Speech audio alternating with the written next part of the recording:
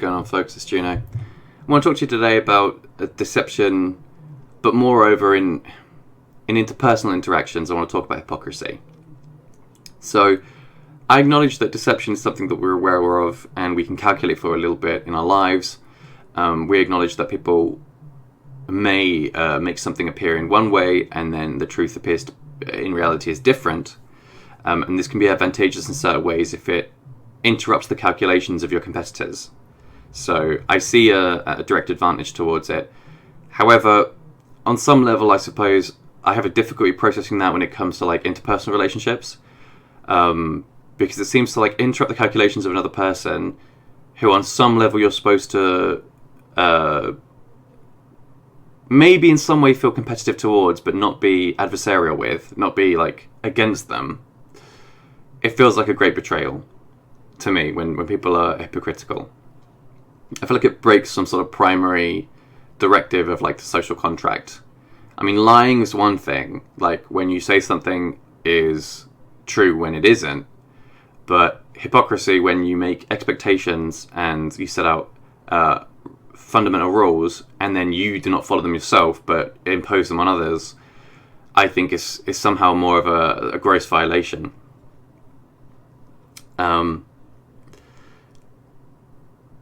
So I suppose the biggest problem for me is if we know that hypocrisy exists, then how can we like develop trust, right?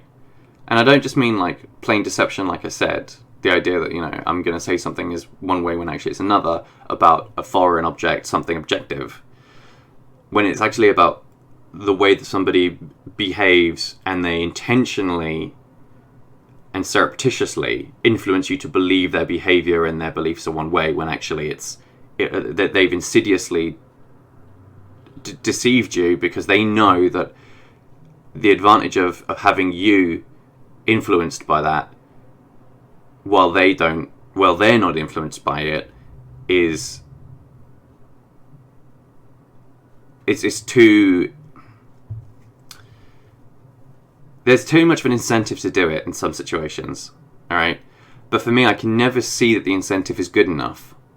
I can never calculate an incentive that would be good enough towards somebody who is a friendly, right? Someone I'm not hostile towards. And that's what I think hypocrisy is. I think that's why it's so threatening and so difficult for me to process, is because it's, in truth, hypocrisy seems to redesignate an individual from a non-hostile to hostile, when all intonations beforehand would have indicated that you had convergent goals to some level. So that for me is like it's a betrayal. Like a hypocrisy is, for me, a form of betrayal. And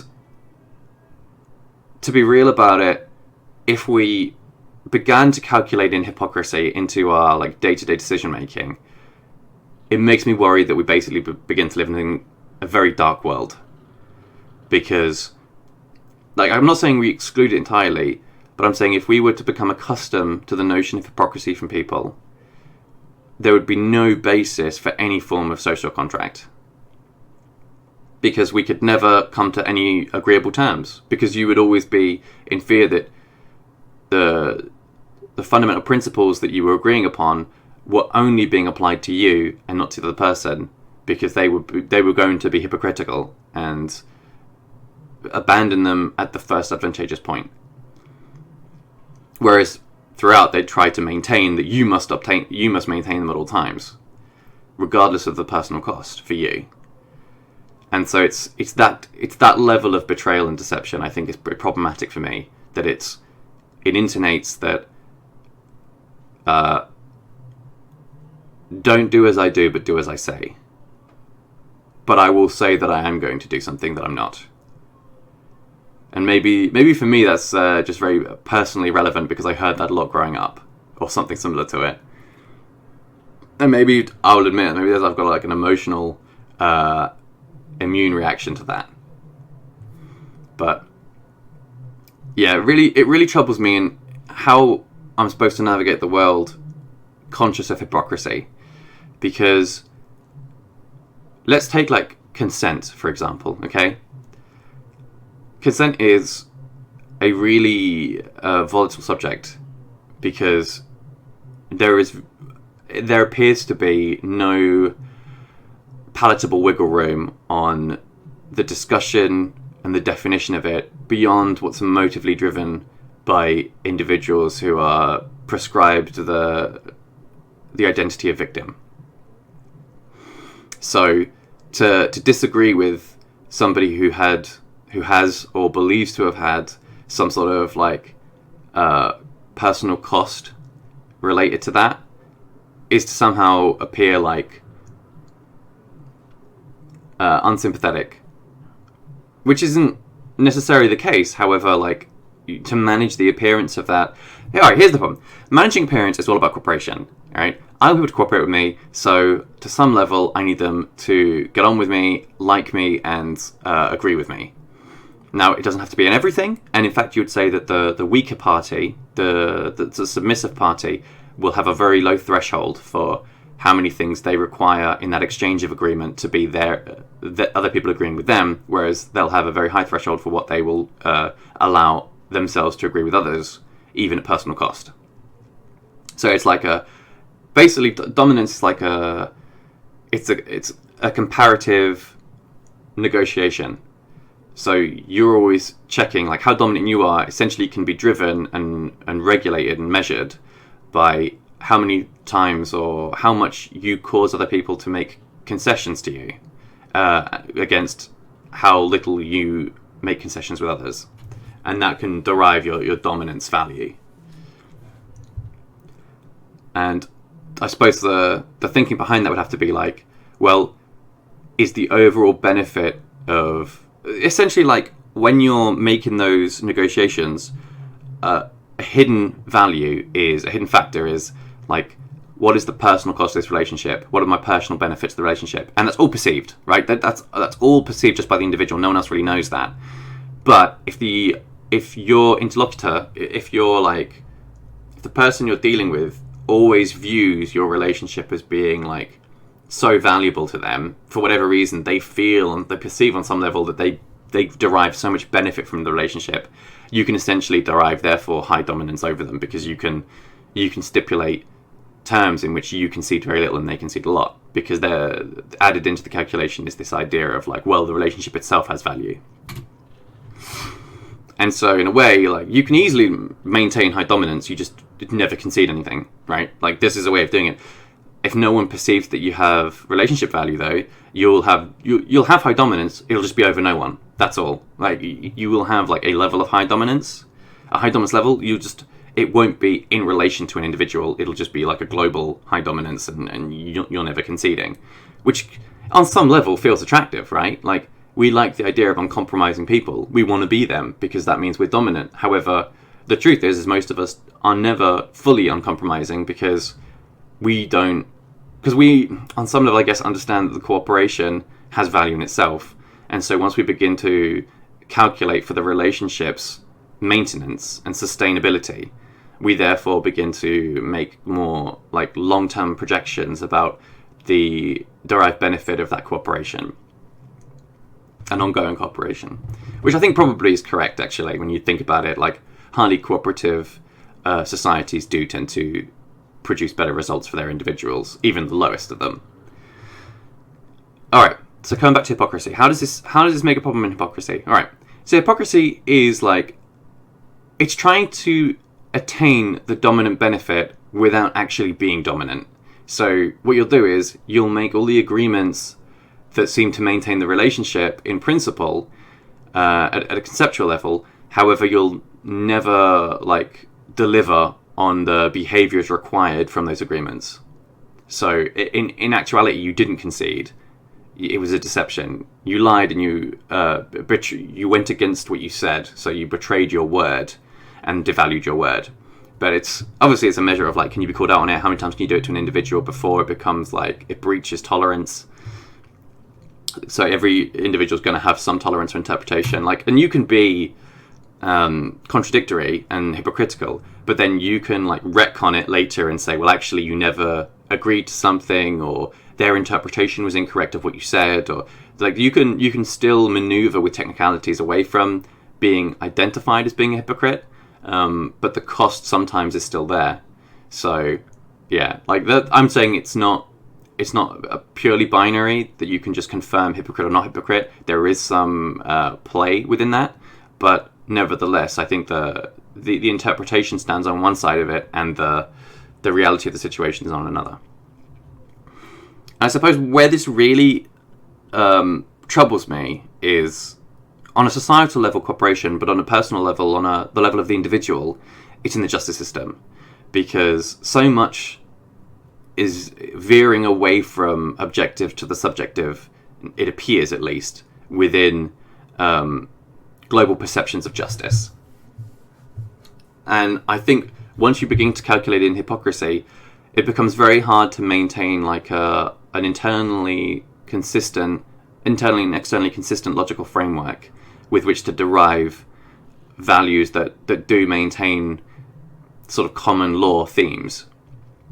Let's say, for example, that, well, this is a really contentious subject, but this isn't exactly a channel that's known for veering away from difficult issues, so I'm just going to go ahead and come out with it. Let's say that we talk about consent, and the person the individual whose consent is the question, or the subject matter, has a history of being or acting hypocritically, or being deceptive or lying in some way. So in those instances, if we understand that in the context of hypocrisy, someone may say something but behave or act in a different way, much like a deluded individual, much like someone of mental illness may say one thing that runs contrary to reality, how can we therefore validate and regulate the admission of consent? Right? Like, how can that therefore be a primary factor if it really holds very little weight? I mean, you could say in that case, like, if you know the person to be mentally deranged, that they do not have a capacity to consent. But what about the liars then? The liars aren't necessarily mentally deranged, but they often say things that aren't true. How do you then value their consent? Do you say they no longer have the capacity to consent because they're liars? Or more pertinently, I think the hypocrites is where I'm going with this, is like, a liar is a very general term, but a hypocrite is somebody who, is clearly and repeatedly showing habitual, a pattern of behaviour of saying what they perceive to be advantageous at the time, but behaving in a way contradictory to what they've said. So in that case, if this person is a hypocrite, how do you therefore value their consent? And truth be told, if what somebody says from a hypocritical standpoint, let's say they have a rule that they don't do something, or they would never do something, but then they do that thing, then how do you value therefore the weight of their consent in a meaningful way? Because if they present it as a rule, but you already know that they don't adhere to their own rules, how are you meant to adhere to them? It puts you at a hugely disadvantageous position to start adhering to rules no one else is adhering to at personal cost to yourself, when they incur no personal cost. And the reason I guess I got so wound up by this is I was thinking through this scenario in my head about how this would play out, and I determined that by the end of it, more likely than not, the emotive argument would win, and individuals would merely have to suffer the fact that they have to abide by, on penalty of like corporal punishment, individuals have to abide by terms which, by their very nature, detract from them at the advantage of somebody else. So it's like a rigged system, it's a fixed system, and it's meant to disenfranchise somebody. And if you were that person, why would you continue in that system? Why would you agree to it or abide by it? I mean, on some level, why not just ignore it and just hope it never catches you? Just do what you want, work at your advantage, and then, I mean, if everybody did it, they could never keep up anyway. If everyone did it, they could never intervene enough. The problem is when they want to make an example of somebody and they ignore the majority and just go specifically for somebody. That's the risk you run. So yeah, so on some level I'm concerned, right? Like, does the system itself promote criminal activity? Because the truth actually is that if you maintain a lawful, an abiding position within the system, you only disenfranchise yourself. You only penalise yourself by doing so. And yeah, that to me, that incentivizes criminality. All right. Well, when there's an abject departure from some sort of rational discourse in favor of what is most face-saving, what looks best, what has the most possible positive interpretations, away from actually what is closest to reality, right?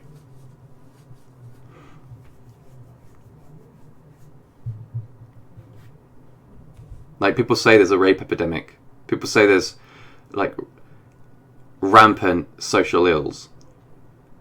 People talk about the rich and how they skirt the law and tax evasion.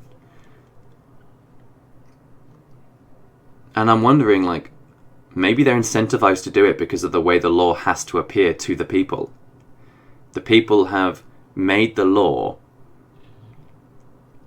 into a political tool, and because of it, people are actually incentivized to go against it if they have anything to gain, and therefore the people who do end up gaining are the ones who do go against it. And then it's this feedback mechanism, though, because then the people who quote unquote are abiding by the law are becoming more and more disenfranchised and more deteriorated in their condition. And then all they can do then is look at the disparity between them and others and say, there must be more laws. That's the key. There need to be, like, we need to go after more people. And I think that's an entirely wrong mentality to maintain. Right? If you want to achieve, if you want to accomplish, and if you want to profit in some way, that doesn't mean you have to take from others, but what it does mean is you have to accept. The beginning is to accept reality. That's it. That is the very first step. You have to accept reality. Because if you maintain this delusion and force others to maintain it with you, everybody who agrees with you while feeling safe and secure will lose in the end. Right? They won't lose their security. That's just a perception. They'll maintain that because they feel better. What they'll lose is their freedom. And without the freedom, then how can they advance? How can they benefit?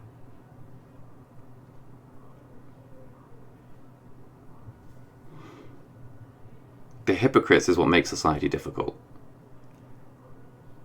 And it's only when you kind of recognize the system of hypocrisy in its forms that you can begin to acknowledge it and ignore it and work against it.